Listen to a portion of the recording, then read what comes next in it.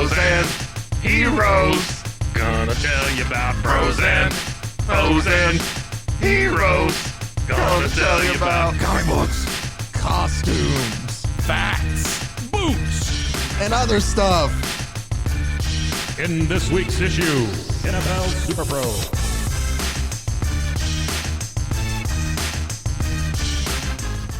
Welcome into Bros, Foes, and Heroes. I am Zach, joined by the, let's say, dasher to my brick wall. Dasher Mr. to brick Mike. wall. Yeah. You're going to have to explain that. Well, I will. I figured it's, we're a little late, but it's like post-Thanksgiving, but still pre-Christmas in a way. Sure. And what is something that happens on both of these holidays that I feel like a lot of people take time away from spending it with their family to go enjoy instead? And no, it's not shopping. It's football. Football. So I just called us two characters from an ill-fated book that Marvel made back in the, I think it was like 86 to 87, called Kickers Inc.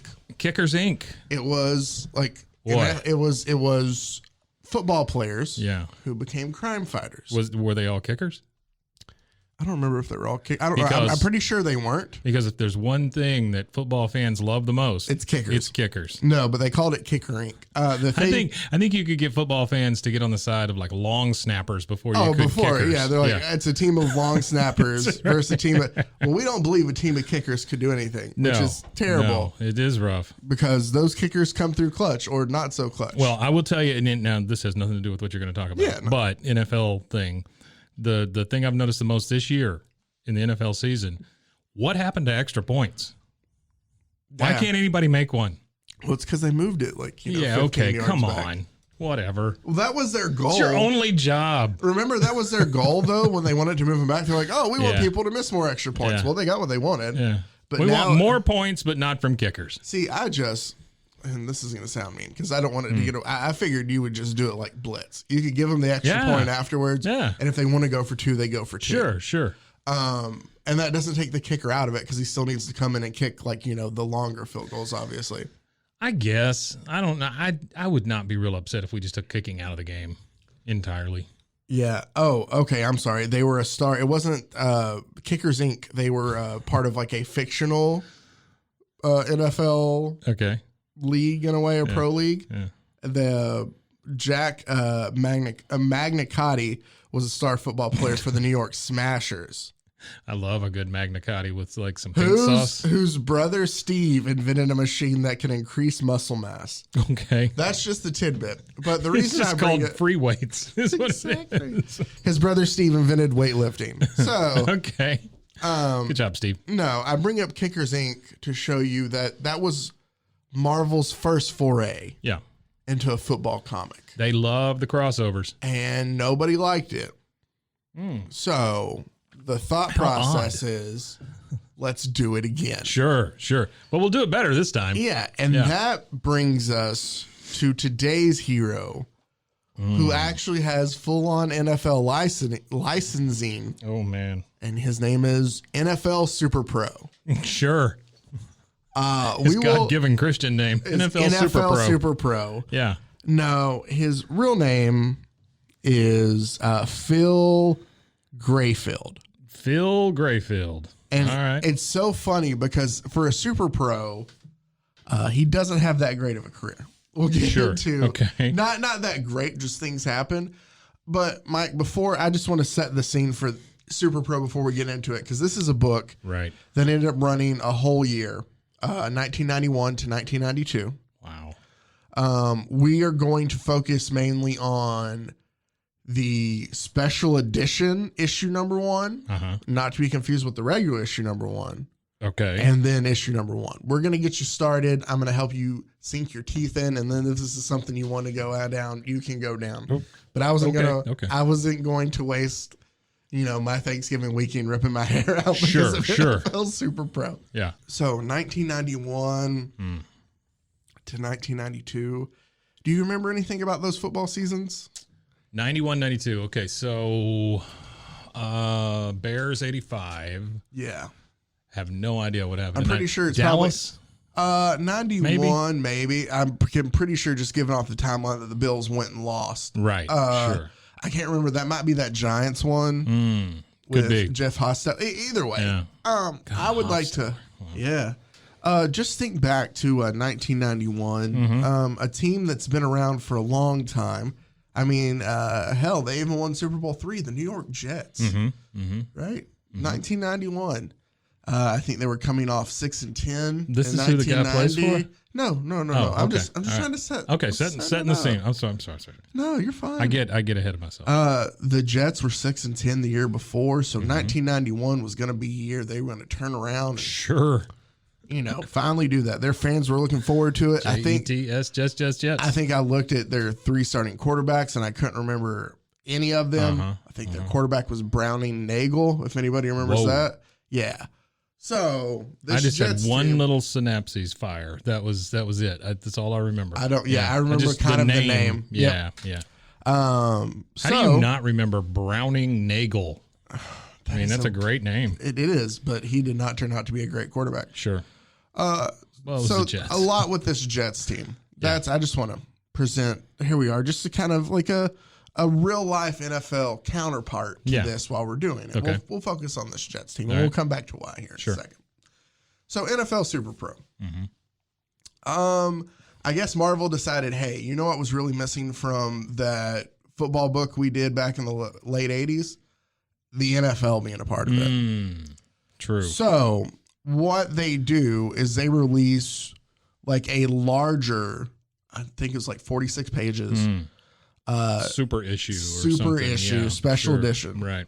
That comes out in, I believe, March of 1991. Okay. Now, this book, before we get too far ahead of ourselves, the basic creative team for this book, it was written by Fabian, and I'm going to mispronounce his last name. I'm just saying that right now, and I apologize. Nikiza. It's Nicieza. Okay. So Nikiza or Fabian Nikiza or whatever. Yeah, sure. He was the writer for this. Browning Nagel. Yeah. Sure. Jose Delbo was the artist. Okay. So giving them it's little known fact, they were also NFL employees. Yeah. They just found them. Like, I've always wanted to do a comic book. Well, it's so funny because there's, I guess it started as an urban legend, but it has been clarified by Fabian himself. And I'll go ahead and just tell this right off, rip the Band-Aid off before we get into it. I bring up the 1991 Jets to let you know that season did not work out for them, and they only went 8-8. Oh. Not a good team. Right. Fabian wrote this comic for Jets tickets. Oh, really? Yes. Oh, wow. The NFL gave him Jets tickets because he was a Jets fan to write this comic. How wonderful. And it is not good. Yeah, no. Come on. Fabian has said himself that it's not the best work at all. NFL Superpro is not good. And even still to this day, he gets slack from it from people. Yeah. So I have set you up that this comic was written basically for a 1991 Jets tickets, that Browning Nagel led 8-8 team. I hope it was a box. You would hope so. Yeah. But this comic, not that great. Let's go ahead and dive right into it. Alrighty. So 1991, they present this special issue. And they already have it's so weird to already have a special edition issue when this is the first issue. You know what I mean? Yeah. Like, I've always found the thought of that just strange, of how are you going to be able to tell, oh, this is the thing that's going to. So we're introduced basically to Phil Grayfield. Okay. I'm not going to go in the order of this book because it's just a little complicated, but we'll at least explain. It's complicated. It makes no sense. I play football. I'm super. The first issue, we find out that, this guy dresses up as NFL Superpro. I'm trying to think of the best way to describe it. It's kind of like a fiberglass suit in a way. Okay. And it also has a helmet with a shield, like a hockey mask shield. Yeah. And it covers the nose. And the NFL logo. No face mask, huh? No face mask. Huh. And the NFL logo is just so prominent. Oh, I'm sure. Right in the center. Yeah. I'm pulling this up so I can show you. And honestly, when we talk about the next issue, funny enough, we will talk about another Marvel character in here because there are 2 different crossovers that NFL Superpro has. I mean, wouldn't just putting a helmet on him be easier? Well, and here's the thing too, is it doesn't like, you can tell exactly who he is. Mm-hmm. There's no like, oh, I think that could be that guy. Like, you can basically tell through the, here we go. This is the issue for the special edition that we're about to. Oh my goodness! And in the special edition, for some reason, he's floating out in space. So he does. He never plays in space. He does have almost a face mask, but he's got the giant NFL logo all over him. Because that was great. He's got kind of a Captain America-esque suit. Big shoulder pads. Oof. Yeah. No, you can look at this and go, this is going to suck. Yeah. No, you can definitely tell right from the picture. And you know what? You would have been right. But a new star is shining in the Marvel Universe.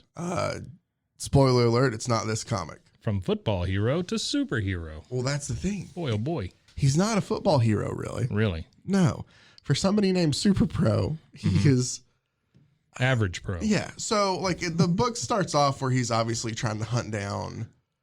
like, he's trying to stop this steroid ring in a way. Okay, that makes like he's sense. hunting somebody down. Sure. Of course, the things that he's dealing with in this steroids bad. Yeah, steroids bad. Need to stop steroids. So like he's hunting down and trying not to figure out. Not the worst crime in the world. No, it's not. But obviously fitting for a NFL superhero. Yeah. Because if anything, the NFL, ladies and gentlemen, is above reproach.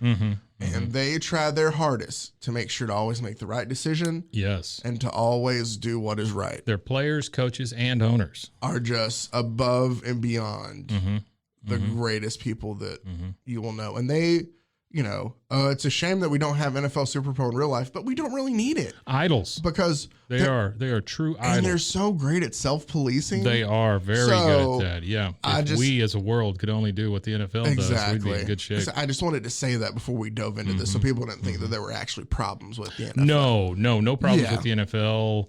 No problems with wives in elevators. No problems with waistbands of your sweats. Yeah. Nothing like shooting that. yourself. Yeah. Nope.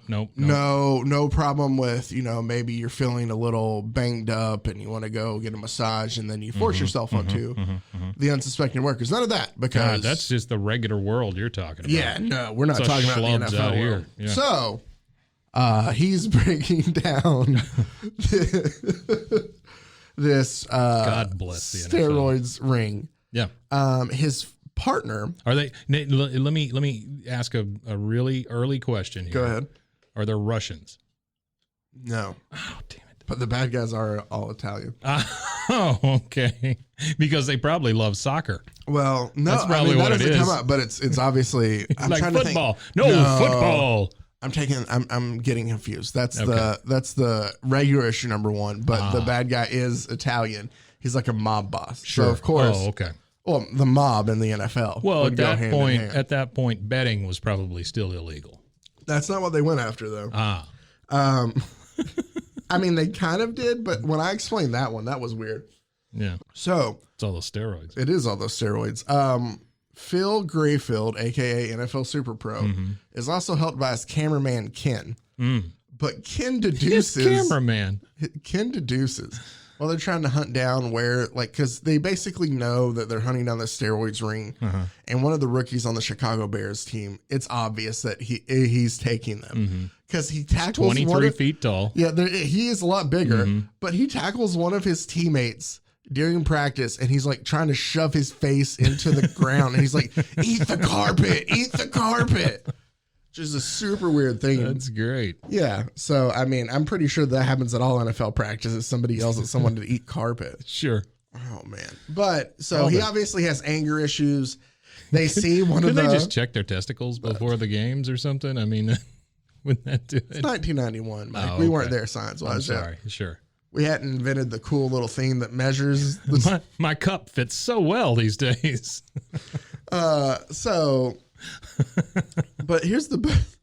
I so that Ken, his cameraman, kind of helps him like with finding information about who could be supplying the steroids and stuff. Right. While Ken leaves, though, it's brought up pretty early on that Ken notices that it's always weird that NFL Superpro shows up in the same cities that they're at. So Ken, from the beginning, Ken's a smart guy. I will give him this. Because then also... we can also see through his mask. That would be one thing. But Phil leaves to go fight crime or whatever, comes back, and Ken's like, hey, I ran some of the analysis, and it's like, your movements and stuff match up pretty well with Superpro. So, sure. Especially when I saw you putting that suit on. Well, he's like, so tell me what happens. And with a lot of like the large 46-page issue comics, it's broken up into like chapters. Right. So that's because originally it was probably like 4 issues or something. Yeah, like maybe. That. I think they released this all together as one, but maybe in their minds they thought said, it was. Boy, what a steaming pile of garbage! Let's put this all together and make one issue. So we get chapter 2, which is basically the origin of NFL Superpro. All right. Now, I'm crossing my fingers, hoping he got hit in the head by a ball, kind of like a mule kick or something. A mule kick. Have you seen? I don't know why it reminded me of that, but poor. So, like obviously there's things that, and you might already know this, the NFL, that movie extras, sometimes things happen and they end up leaving it in without, like the stormtrooper hitting his head. And, Right. In The Last Samurai, I think that's the name of the movie, the Tom Cruise movie. Yeah. Okay. There's a part where they're preparing for battle and Tom Cruise pulls up on his horse and he hops off. And all the extras are standing there like they're getting ready for battle. And the horse sidekicks one of the extras. And it knocks him back a bit. But the extra just kind of steps up and still stands there. And it sells it the whole time that nothing happened to him. And if you're able to find that, it's pretty funny. But so when you said mule kick, it made me think of that. But all I can think of is the Don Knotts movie where the mule would kick the field goals. I completely forgot about that until right now. Remember that? But the fact that I've seen that. See, Mike, this is why we do this show together. Oh, man. I used to watch all of the Don Knotts Disney movies on... Oh, yeah. Apple Dumpling Gang. Yes. Sure. Isn't that Tim Conway with him on that one? Yeah. On the two of them together. It's a mighty duo. The Ghost of Mr. Chicken. Wasn't there one where he turned into a fish? Incredible Mr. Limpet. Yeah. See, I've seen all. I've seen more Don Knotts solo projects than I have of actual him as Barney Fife and Mayberry. Sure. Yeah. Well, it's just amazing that he was a movie star. That's true. Let's take this shaky, paranoid man and make him a movie star. Like, I love him, and I find him hilarious. Yeah, no, he was great. But it's the same thing. He's dead, right? I'm pretty sure. Okay. It would be the same thing as them, though. Like, I'm trying to think of somebody, and maybe this isn't fair enough, but I love Steve Zahn. Sure. As an actor, and I think he's a great comedic actor. Watched a movie with him in it last night. And was it the 8-Bit Christmas one? Yeah. Not that good. My wife looks at me after. Okay, this is a condemnation on my wife. Okay. She looks at me and goes, well, "I didn't know that was a Christmas movie. It says 8-Bit Christmas. What?" That's funny. Well, I think, so she knows my hatred for like typical Christmas movies, right? I gotcha. Holiday movies. And so she was like, "Yeah, I want to watch that." And I watched the preview, and it's all about Nintendo. And I was like, "Yeah, okay, I'll watch it." Yeah, I've seen the trailer for it. Yeah. And so we watch it, and then I turn to her about halfway through and just give her the look. And she's like, "What? I didn't know it was a Christmas movie." I'm like, "Yeah, you're full of crap." It said Christmas in it. It says 8-Bit Christmas. It's not bad if you put everything aside and just go, "Nah, this is filler." I mean, it's not bad. Steve Zahn's funny in it. Yeah, and the kid is great. I think that's the whole point I was going to make. There was like, nobody has been like, "Hey, let's make Steve Zahn a main movie actor." No, he's always the sidekick. And I think now that's what Don Knotts would be, is he would never get that. Oh, yeah. Tim Conway, same thing. Oh, sure. Yeah, which stinks because, oh my goodness. Conway, you don't like Conway? Oh, no, I love Tim Conway. But what I'm saying is, I don't think either one of them were destined to be leads. Ever. No. But I mean, I think that they were solid enough to be able to. Oh, they were super funny. Oh man, there's an old Carol Burnett one, The Dentist. Is that with Mr. Havigans, where he walks real slow and he's an old man or whatever? No, that's not that one. That's the one where he's the dentist's son, and he's just come back from school, and this is the first time he's done and he like injects himself. I do remember that. Yeah. And so his hands, his hand and his leg and everything go numb. I die laughing every time I watch that because it's him and who's the other guy? I can never remember Harvey Korman. Yes, it's him and Harvey Korman. And Harvey's just losing it the entire Harvey time. Korman, one of the greatest straight men ever alive. And I love him in Blazing Saddles. He's Hedy Lamar, right? And Blazing Saddles. He is the greatest thing that's ever been invented. I love that. Yeah. Even though he keeps hitting his head on Rockridge. Oh, man. All right. So, Sorry. No, you're NFL fine. Superpro. NFL Superpro. So let's talk about Phil and how he got his powers because it's stupid.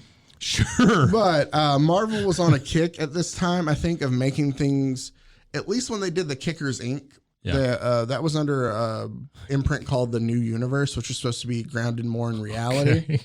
All right. So I don't know if they thought that they needed to do that here too, but it's still a little bit of a reach. Janitors Inc.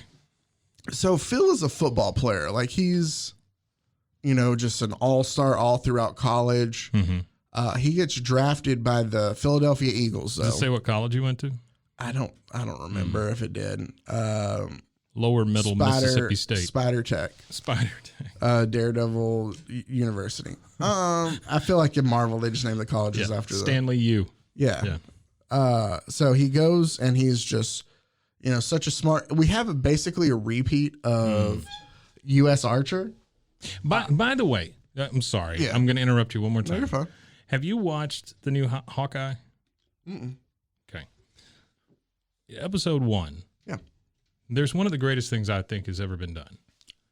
And it's Rogers the musical. I've read about this. Oh my goodness. Oh my goodness. Good job, Marvel. This is your really stupid side.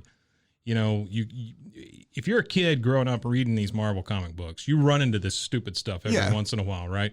This is their chance to do it. But if it were a real world full of superheroes and all this stuff had happened, totally would have been a musical like that. It absolutely. Yeah, no, that's such a great thing. That's kind of why I've always liked The Watchmen in a sense, is because Alan Moore made it where like the rest of their world kind of dealt, and I think it's part of the same reason why I love The Boys as much as I do. The Boys is the same way. Yep. Yep. No, it's on my list to start watching. Anyway, I just you were talking about real world and all that stuff, and special Marvel crap. I don't know why that came up, but sure, go ahead. So Phil is drafted by the Philadelphia Eagles, because we do have NFL licensing, so we get real teams. Mm-hmm. Good start, in the 90s. Yeah, I mean, the Eagles were getting there. Yeah. But he just has injury after injury in the NFL. Sure. And the one that caps it off is he has a friend. I can't remember the friend's first name. I'm pretty sure his last name's like Murtaugh or something like that. Okay. And Murtaugh's son, it's like after practice or something, he's talking to Murtaugh. Murtaugh's son like basically falls out of the bleachers. Oh. And Phil goes to dive to save him. Yeah. And busts up both knees. And that's what's the last thing of his playing career. Poor Phil. Is that, so he can't play anymore because he saved his friend's silly kid from falling out of the bleachers. Do you think more people fall out of stands than are reported each year? Yeah. They have to, right? Oh, yeah. I mean, when you go to a game, and I'm talking NFL, NBA, MLB, any of that. Oh, somebody falls at least once. They pack them in so heavily, and everything is so slanted. Yeah. There's no way some old lady's not falling out of that thing once a week. Yeah. No, I'm with you. Yeah. Hopefully, like, nothing happens. Sure. No. I don't want them to get seriously hurt. But no, I feel like, just there's a lot hurt. of people. Oh, yeah. Yeah, where they get up, everything's fine, but we've already laughed our asses off. Yeah. Right. No, for sure. But Phil's there in hospital, and Murtaugh's kind of like, hey, I'm sorry you can't play anymore, but I think I've got something for you. It's just like instant. Yeah, basically. You can't play anymore. Well, here's the thing. It's he's like, I have a way for you to, again, when I say U.S. Archer, I have a way for you to use that journalism and criminal science degree of yours. You can become a field reporter. All right. So he is a sports reporter now for the NFL. Wait, what 2 degrees? Criminal justice. I think I said criminal science, but criminal justice and journalism. Yeah. Okay. Remember, it's like U.S. Archer where he had like 17 degrees, whatever he needs. This is going to end up being about a tenure in the tenure in the NFL. I didn't get to it, but I'm pretty sure that's where it was headed. I'm the senior referee. So, one of the stories he has is like going and visiting this memorabilia collector. Okay. And this guy has tons of stuff. Sure. Tons of NFL stuff. Tons of NFL stuff. Well, he goes into this room and you saw the suit that we had fill in. The collector tells him, I was also a chemist, and I played around for the longest of making the NFL suit for the future. I thought that it would, help people perform at their best abilities, but it just cost $5 million to make each suit and had to be personally molded to that player. Sure. So the NFL kind of said, we can't do that. We can't pay, there's 53 players per team, and it's $5 million per player for 30 teams. What if we dipped into the paternity fund? Oh, no. We don't want to do that. Don't want to do that. So it's barely enough there as is. But so they decided, or I guess the NFL decided to go against it. So he just had the prototype there. His $5 million prototype. Yeah, he just wanted to show it off. Personally fitted to no one. Exactly. Since I guess Phil was like, oh man, this is really cool. And he's like, hey, I'm going to show Phil what I got here. Sure. In the process of all this, though, 4 or 5 thugs decide to break in, and they're going to rob all the memorabilia. Yeah. They are loaded with like automatic, semi-automatic weapons. Like they're loaded to the nines. Not wearing a mask though. Right. Which always goes to make you think that they're just going in to scoop and, Criminals is dumb. Yeah. Well, everybody's about to die over some NFL memorabilia. Sure. Yeah. Basically, the criminals find like I got the fridge's retainer. They find like some canisters of film. Yeah. So basically, they take old film that would be cool to watch, you would think now, and they use it to tie up Phil and the old man. Sure. And then they set the place on fire. Well, okay. With the memorabilia, it's so stupid. With the memorabilia burning. Thank God film doesn't burn. And like just the chemicals from the memorabilia mixed with memorabilia everything. Chemicals. He gets superpowers from this. Okay. And the superpowers are just super strength, super speed. It's easy stuff. All right. But basically, if you want your kid to be an NFL player, if you have any autographed cards, baseballs, anything like that, I would suggest setting it up around them and burning it and seeing maybe if the fumes from the burning basically give your kid superpowers. Sure. Because that's how it worked for Phil here. Yeah. So he hunts them down. He finds them. He steals the suit to hunt them down into. Okay. And that's the birth of NFL Superpro. Spectacular. Yeah. That is a story worth telling twice. It's not that great. To close out, though, they go in and I'm telling you, this is bad. It is considered to be one of the worst comics of all time. I don't think it's that bad. Like, I've read a lot of bad things. It's just not good, though. Like, is it as bad as, was it U.S. Archer that was the race car driver? He was the truck driver. Right, truck driver. Yeah. Is it as bad as that? There's some stuff, some of the wording in it. There's one where, I'll just close out this one so I get to the next part. Sure, there's a part where I'm like, no, you're fine. Basically, they're able to find somebody with, it's funny you bring up tenure, somebody at the local college who's a chemist is making like super steroids and gives it to the rookie. Yeah. The chemist basically just admits to everything he's doing. Yeah. So he gets, in trouble for that and taken to jail. The rookie now has, instead of regular steroids, new stuff, which he takes, which turns him into like a Hulk creature. He just gets really big and like swells up. And they fight a little bit. And through the process of everything, though, the rookie has a heart attack because of the stuff he's on. No. And he dies from a heart attack. Oh, my goodness. NFL Superpro does not defeat his first villain. A heart attack takes him out. And they go back and tell the guys. And the guys are like, wow, this is some serious stuff. And they go and they throw away their steroids. I'm going to get us some shirts made that say, it was about tenure all along. Oh, man. So that's his first issue right there. Wow. Is basically Well, he defeated steroids. Well, no, a heart attack killed a guy. Well, and then that untimely death made the players think. Technicalities. No, you take him out of here and the same ending can happen. Sure.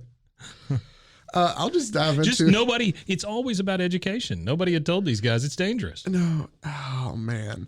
So it takes us to the next one. The first actual issue is he's trying to find their snipers after this guy who's about to turn state's evidence. And the reason Superpro is so interested in this criminal turning state's evidence is because there's apparently a offensive lineman for the Los Angeles Raiders who's been accused. That's right. You heard it. Los Angeles Raiders. Who's been accused of being part of a betting ring when NFL Superpro knows that he didn't do that. And there you go. So he's trying to find the state's evidence. Well, spoiler alert, the guy who's turning state's evidence, ends up getting shot and killed by a assassin. An assassin whose only characteristic through the entire book just seems to be to curse as much as possible. And it's one of those where they do the symbols and squiggles and all that. So after a while, I just quit reading because everything he had squiggles in it. Yeah, not because I'm prudish at all, but just because usually when they do that, the dialogue that's there is just so weak that I could just skip it and be like, all right, I know his shtick. He just curses and everything. He just curses.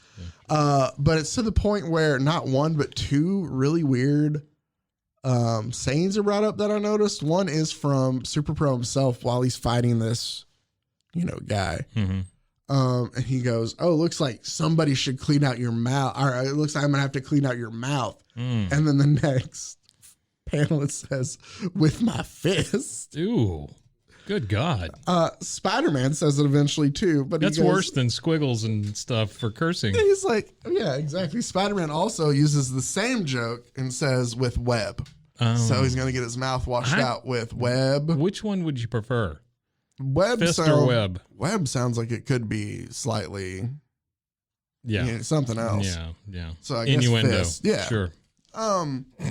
Please clean up my mouth with your fist. Yeah. So Spider-Man's in this in issue number 1 here of Superpro. Oh wow. Well, they don't fight crime together at all. He's a big Jets fan. There's basically just one moment where they like share glances and they each know somehow that the other one is the other hero. But then that's it. That's the only they have. Apparently Captain America makes an appearance in the series and number 8 as well. I can only imagine how bad it is. Yeah, it's a 12-issue series. Wolf. They made it a whole year. Wow. 13 issues counting the special one we covered. But my goodness. 91 to 92. This thing made a whole year. Basically, in this story, though, I don't know. It is so convoluted and just so bad. He basically goes, and they're able to get the state's evidence to prove, this guy's innocent. It was written on the back of the Declaration of Independence. Yeah. Here's a couple things though that I find super funny about him as a whole. So his partner, like we talked about Batman and Robin last week, but a lot of superheroes have partners. So who does NFL Superpro have? It's just his cameraman Ken. Sure. So Ken is his partner. Doesn't fight crime, but he drives the van around and uploads things to satellites. Yeah, helps him like hack 90s style into computers. Hacker man. But then maybe has like some kind of Superpro vehicle. No, it's a green windowless van. Like a news van. Yeah, sure. And he doesn't like fly anywhere. Eyewitness 25. Ken comes and picks him up and they drive. As all good superheroes do, they drive. It's just funny to me. Driving a good times van. Thought of just the cameraman driving and the guy. He's putting on the suit in the back. Oh man! Did you see that game? Yeah, no. It's bad. It's not good. Any of these crossover sponsored whatever series like this, there's no hope for them. No, they aren't. And in this, like, it's just a money grab, is all. Yeah, and we obviously know that it was a money grab, and so even the writer at the time, took advantage of it. Ticket grab. The thing that's funny is he only wrote the first 4 issues. And then somebody else came in. Sure. Buzz, I can't remember his name right offhand right now, but his first name was Buzz. And wrote 3 issues, but in those 3 issues, he offended the Hopi Americans. Hopi Native Americans. Nice job, Buzz. So he was gone after that, and then somebody wrote the last 5 issues. Wow. This thing just was not, and again, I could only make it through the first reading through these. Yeah. So he fights, I looked ahead, like he fights some other, like, I guess I don't want to say superhero, but like football themed villains, I guess is the best way to put it. Okay. Yeah, no. Offsides, man. No. I'm trying to pull it up right now so I can tell you, but there's one guy hands to the face. Who was like a kicker. Yeah. Who trained himself to become a ninja. Oh, sure. Oh, Quick Kick. That's his name. Well, you're halfway there. Yeah, so Quick Kick. You're already a kicker. Was one of the villains he had to fight. Sure. He also, that crime boss whose dealings that were constantly thwarted by Superpro. If you've ever watched a kicker try to catch up with a guy who is running back a kick, first word in my mind is ninja. Exactly. Yeah, because they're so uber talented. Yeah, he was a field goal kicker turned evil ninja. He was just a number 2. And then also he had another villain named Instant Replay. Okay. An assassin with the ability to travel short distances through time. He could go back and replay things. Yeah. So that's NFL Super Pro. It's wonderful. It's a hot pile of garbage, but it is worth a check out. So this was 91 to 92. 91 to 92. I mean, just the Here's what's funny is there's a lot of stuff that's about to come out, animation wise, that is going to be really good. Batman the Animated Series, the X-Men cartoon, which they're about to re-release, or I guess redo the series. They're gonna pick it up from where it stopped. Yeah, which is really cool because I love. But so with so much great stuff about to come out, this was one of the bad things that Marvel just kind of. So the NFL and the leagues like that, they try this kind of stuff all the time. Yeah. The current iteration of something weird like this is them showing football games on Nickelodeon. Yes. And sliming people with CGI. Yeah, that's what I was about to say. It's not real slime. It's, no, it's just all cartoon crap. That's the thing too. Like even if they waited till the end and had like slime that they dropped on, like that'd be cool. It would be cool. I think that you could have like but this made up crap is just ridiculous. Like kids are not clamoring to watch football. No. You know? I mean, people that like football. I don't know that you're building a new fan base here by making lightning bolts come out of their fingers when they make a touchdown. SpongeBob's the field goal net. Exactly. Yeah. And that's the thing too. Doesn't it kind of seem weird, and maybe I'm wrong, but I can't think of anything else where like they obviously tried so hard to appeal to such a young demographic. Yeah. That it's just super weird. It is weird, yeah. Because it's like, I think that they realize, and I think this is going to be the NFL's problem going forward, and that obviously the whole concussion thing is starting to take a toll on, you know, not only because it's not just the kids who don't want to play anymore. Now you have the parents who are like, yeah, maybe you can play something else too. Right. And I think that the NFL might be like, I think that they're showing that we need to get ahead of this because this could potentially hurt us a little bit. And I guess their solution is to show games on Nickelodeon. So, hey. What do we own? How can we use it? Well, you know, when you're so much above reproach like the NFL is. Sure. You can do things like, you know, that. It's not like you've ever done anything wrong whatsoever. I can't wait until the NFL actually sponsors the Puppy Bowl. Oh, yeah. You know, because you know that's coming. Oh, yeah. And they'll move it to where it'll play during the halftime of the... Yeah, that's coming from your friends at Purina and the NFL comes Puppy Bowl 23. Sure. And then they'll also find a way to... and then they'll put some sort of animated somebody as the halftime of the Puppy Bowl. Yeah. Yeah. It'll be, oh, no, you know what they'll do? They'll just replay the video of that keyboard cat. Keyboard cat will come back and play performances in the Puppy Bowl.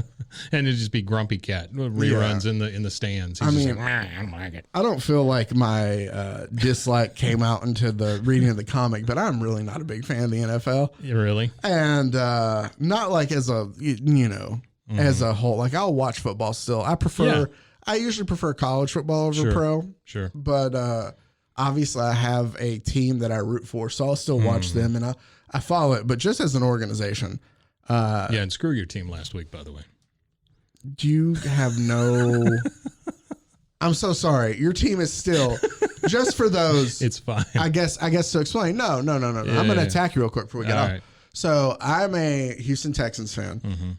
Mike is a Tennessee Titans fan. and they play in the same division.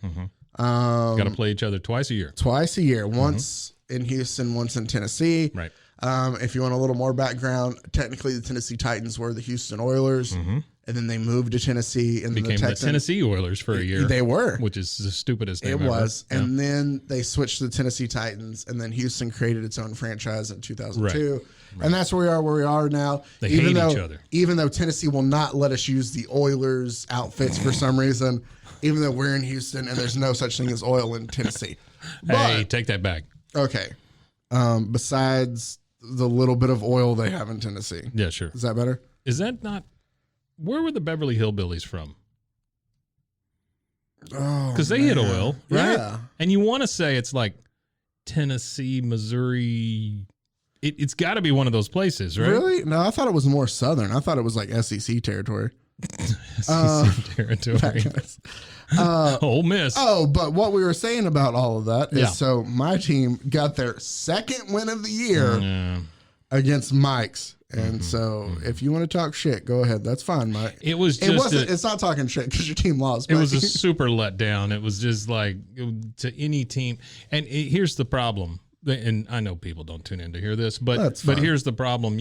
My team is very good this year. They are really good, and they've lost to the Jets and the Texans. Yeah, my team which is crazy, really, really bad. Yeah, the Jets hadn't won a game when we lost to them. Well, and here's the thing too. It's to that point where, like, obviously, I don't want my team to lose, but now every time they win, it's like, oh, we fall further down in the draft. Yeah, that's and you know what? As growing up as an Oilers fan, that was always a problem. Yep, always. We never got the good guys. I'm trying to figure out because I don't want to end the episode on a cliffhanger of where Beverly Hillbillies are from. We're going to figure this out for everybody. I'm going to guess. Let's see. They went to Beverly. But boy, it seems like a long trip. Oh, are you ready? Oklahoma? In the pilot episode, the narrator at one point says, "Let's take them back to their home in the Ozarks and see how this whole thing started." Oh, okay. Series creator Paul Henning was, in fact, from Missouri. Well, that makes sense. There you go. Yeah, so they're from Missouri. That makes total sense. And he hit oil with his bloodhound. Texas tea, that is. Sure. Yeah.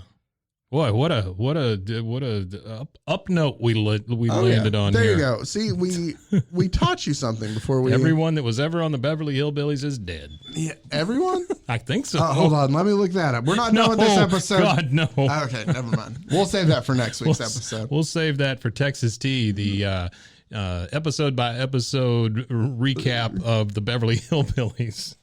Would we call it Texas Tea? I think so. It's a great. You got to either call it that or the cement pond. Oh, okay. I like that. That'll work. Mm-hmm. So that was. Or you call it like Miss Hathaway's pretty place or something like that. You know? There we go. There we go. Miss Hathaway. It's kind of like this has been the stupidest episode we've ever done. I don't know about that. I don't know about that, and I can't promise we won't do future ones that are more stupid. That's true. So I think that you should just take it and as enjoy it as it is in this moment. Thanks, Marvel. That was NFL Superpro. I might do Kickers Inc. eventually in the future. Obviously, we'll wait a little bit. Yeah, probably. Let's wait till next season. I might save NFL season for the next time. I'm kind of over sports themed already. There's got to be a basketball one, right? Well, NFL Superpro does play there's a basketball cover in one of these. Come on, there is, and it says NFL Superpro can play b-ball now. By the way, in the last few weeks, has LeBron James become a supervillain? Oh my goodness! Can we not talk about how it's just a complete? I don't know what happened. He's falling apart. Here's what's so funny to me. Yeah, we're not going to end up closing this episode. No. Who cares? Yeah. Oh, no, I just want to add this part. It's close. Because I always thought it was hilarious. Yeah. I think it's hilarious. LeBron elbows the guy. Yeah. And the whole suspension, not suspension, whatever, them both getting one, that's fine. Because Isaiah Stewart was charging. Sure. They're both in the wrong. Yeah. Because I saw an article the other day about the 20-year-old sophomore who's not afraid to stand. I don't care. No, nobody cares. I don't care. No offense. No.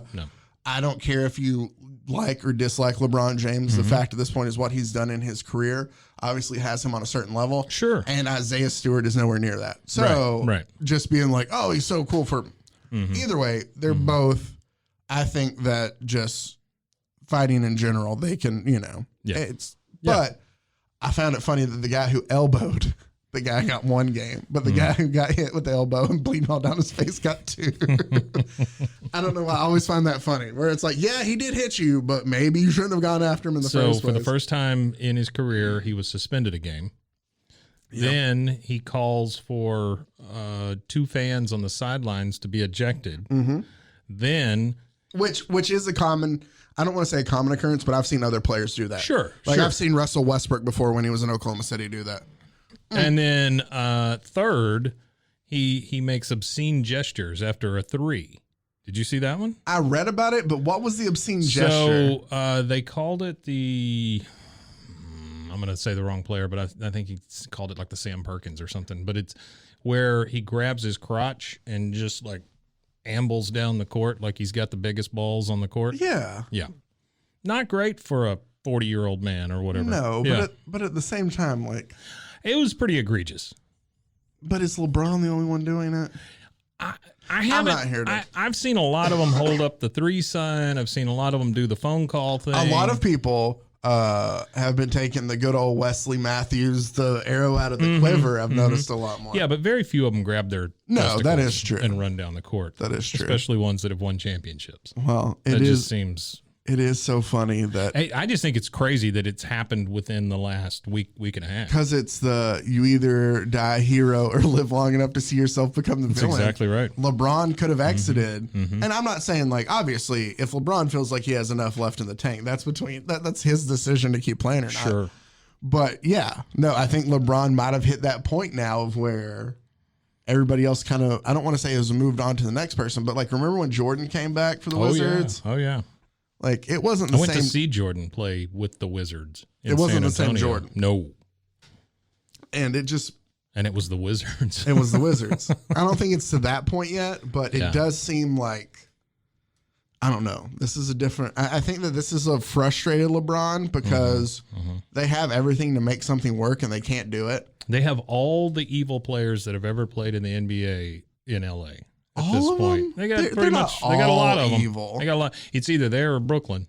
One of that. Okay. Everybody that's a current NBA villain lays there. I dislike Brooklyn the most if we're trying to find a team, just because I'm a Rockets fan. So James Harden. I'm not allowed to like you either because you're a Rockets fan. Why? Because I'm a Spurs fan. I mean, we have to play each other every year. Also, but Rockets and Spurs fans, I feel like it's different between us than it is like between Mavericks fans.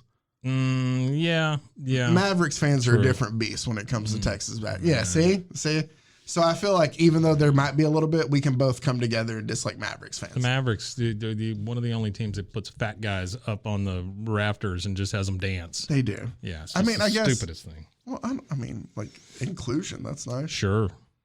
That's why I never watched 90210 because there was no fat people on it.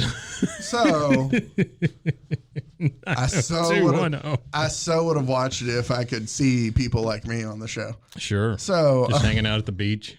Yeah, because that's what I do. Hey, all Brandon. the time. Brandon, grab me another cola. We talk about the memorabilia that was burnt in NFL Superpro. Yeah, I'm not gonna say big, but I enjoy like collecting like baseball cards and stuff. I always have kind of, or just other little pieces of memorabilia and stuff. But I like go through and see like what they release. There's releases some of the companies have of like artists and actors and stuff like that. Yeah, where they're like cards of celebrities and they still sign and stuff. And I watched somebody open a pack of it the other day, just be like, oh, I wonder who's in it because that kind of seems cool. And the first card that they got was Brian Austin Green. Oh no! And I was like, if I bought like $40 for that, and the first thing is Brian Austin Green, I'm just kind of like, yeah, I'm throwing it in the sewer. All right. Yeah. There you go. So we'll just close it out. That was Superpro. Wow. NFL Superpro. May you live forever. He's the best. There might have been other series with the NBA and MLB, but I didn't look into it because I can only imagine it's just going to be as awful. It's going to be terrible. Sure. But hey, just remember, don't curse or he'll wash your mouth out with his fist. So that is the general consensus, I guess the lesson we learned from our Superpro issue. It was great, man. I would go as far as to say it was a touchdown. I didn't get into that part of it, but just be prepared for so many puns and so much of I would imagine. It's just like Spider-Man, but all he can do is make football puns. Right. When it comes to that stuff. Right. So it's like, oh, that's a touchdown. It's like, oh, a fan wants my autograph. Like when people, it is so bad. Two bad guys running away. Looks like it's time for a 2-point conversion. Exactly. Yeah, that kind of thing. Yes. Sure. Yes. That silly stuff. So go ahead and read that if you want your brain to explode. NFL Superpro. You can find us on Instagram, Bros, Foes, Heroes, or shoot us an email, brosfoesandheroes@gmail.com. I promise next week not to do anything that has been marketed by a sports league. I can at least make that promise. All right. I think it's probably about time I find us a good villain. We haven't had a good villain. I love a good stupid villain. Good stupid villain. Yeah, anything with tenure. Anything with tenure. Anything that gets its power from cocaine. I'm trying to think of some of our best villains. Sure. Anything that just learns to fly on its own. Yeah, well, he was a hero, though. That's true. We did have that AIDS vampire. I forgot about the hemoglobin. Hemogoblin. Hemogoblin. Yeah. Oh, man. No, this was great, man. I appreciate all your research, as always. Thank you, and I hope that you all enjoyed listening to it as well. Until next time, this is Bros, Foes, and Heroes. I'm Zach. It's been Mike. Stay safe, everyone. Got it, gun! Bros and Foes and Heroes. Gonna tell you about Bros and Foes and Heroes. Gonna tell you about.